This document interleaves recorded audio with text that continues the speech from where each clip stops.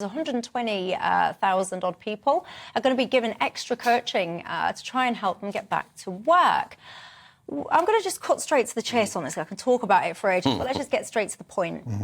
When somebody loses their job and is trying to seek work, how much do you think the government should have a hand in that in terms of the Department of Works and Pensions, etc., job coaches, benefits, etc.? Thoughts? Well, basically, I think one of the problems we often have in this country is that the Treasury hates spending money, even if it will save money in the long run. Now, the brunt fact of unemployment is that we pay for it. We collectively pay for unemployed people through universal credit and other forms of welfare.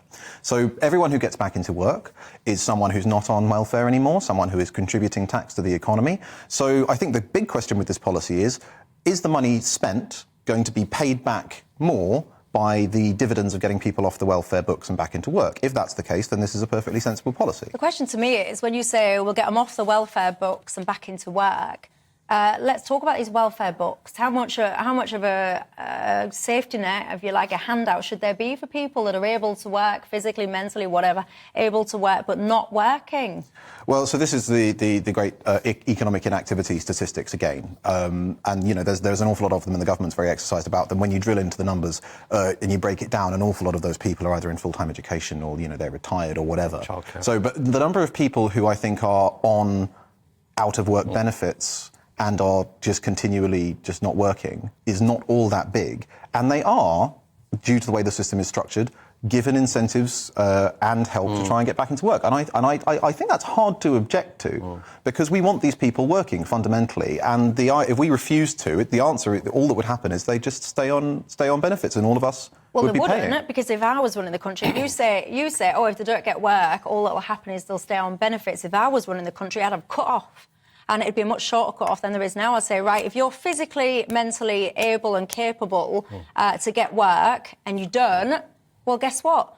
Fund yourself. No better incentive, John, than people having their benefits withdrawn to them to suddenly get work. That's what I would do. What do you think? The biggest disgrace that I found in this country coming back from working in Australia in 2013 was that there were food banks. What country is it where pay and benefits are so low that people need to depend on charity to feed their children? That's the disgrace. And this is just more punitive sanctions from a government that put too many people off benefits, punish them by removing the benefits from them. There's too much destitution in Britain, not too much generosity in the benefit system. So you think that actually there should be more generosity within the benefit system? So let's just pick benefits are too low. Let's keep this as like your people that can work but are not working. Let's just focus on that group for now. So if you can work and you choose not to, you think you should get more benefits, not less? There's no evidence that people can work and are choosing not to work. The jobs they're offered aren't suitable. The pay is too low. There's vacancies in the health service, not because people don't want to work in the health service, because the pay is too low. There's vacancies in police forces because the pay is too low. The government has driven down pay, it's driven down benefits, and people are entitled to decent level of benefits and decent level of pay in their work.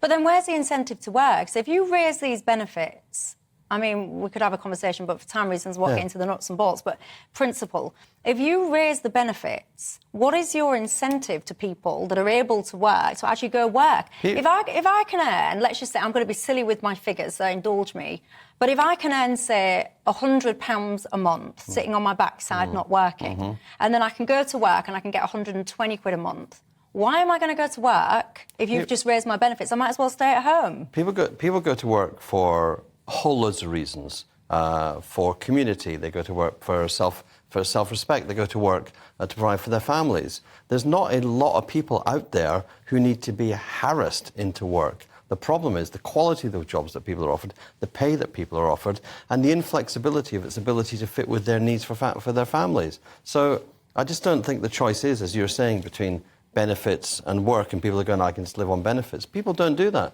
People want the respect of working for themselves. When I spent my teenage years, in and around a council estate. I tell this story often. My then boyfriend was in and out of prison like a yo-yo. So many people around there were just I won't say what I used to call them, but they were people that were happy to live on benefits. When I decided I was going to get a job, I got looked at daft.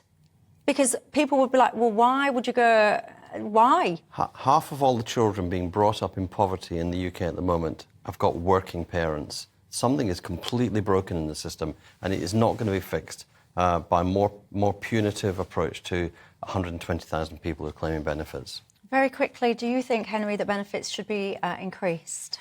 On a case-by-case basis. I think the more interesting question, I take a slightly more cynical view than John, I think, is that you need to be much more careful with the taper so that it always pays to work. That was something universal credit was originally going to do. And also, you should acknowledge that some people, if you've been in a long-term workless household, work can seem intimidating, you don't know how to write a CV, and that's what stuff like this can really help with. Yeah, I think there probably are people who genuinely don't want to work, but I don't think there are a vast number of cases. And I think if there are cases where people just don't have experience of work, they have grown up in a workless household, and we can help them get into work through a programme like this, it's worth doing. Yeah, you see, but you hit the nail on the head there where you say when people have grown up in a workless household, I wouldn't have it. I wouldn't have it. If you are physically and mentally able to work, I do believe that you should be working. If you don't want to, well, guess what? You can fend for yourself and be on your own. There would be no such thing as a generational workless household. Maybe I am just getting a bit harsh in my old age. Give me your thoughts, GBViews at gbnews.uk.